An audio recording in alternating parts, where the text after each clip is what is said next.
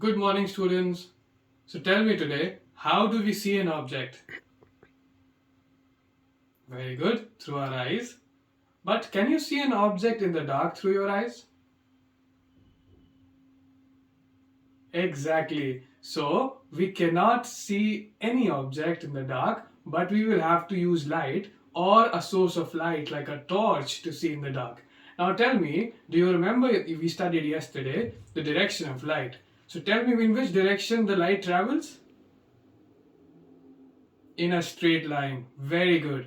So, students, today we will learn what is the first law of reflection.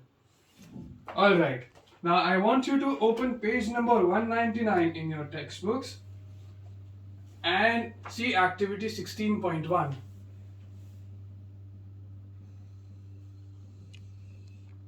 Do you remember the activity now? Now look at the board carefully.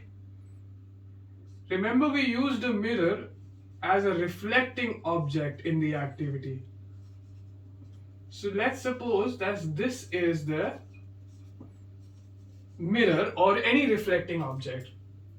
So the ray of light which falls on this reflecting object, this ray of light is called the incident ray. What is it called?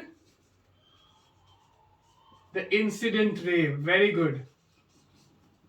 And another line drawn perpendicular to the reflecting surface, this line is called the normal to the reflecting surface. What is it called?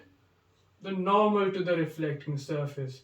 Now, as we know that a ray of light, it strikes the reflecting object and gets reflected back into the environment. This ray of light is called,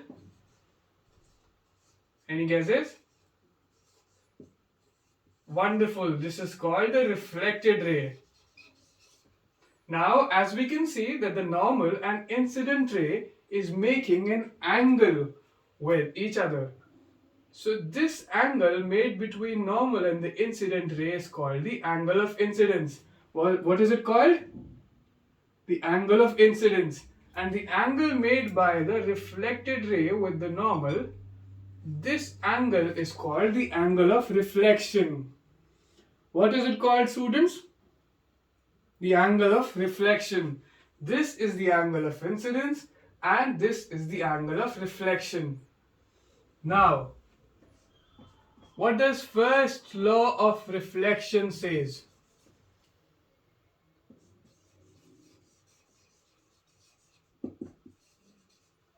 The first law of reflection says that this angle of incidence will always be equal to angle of reflection. What does it say? The angle of incidence is always equal to the angle of reflection. The angle of incidence is always equal to the angle of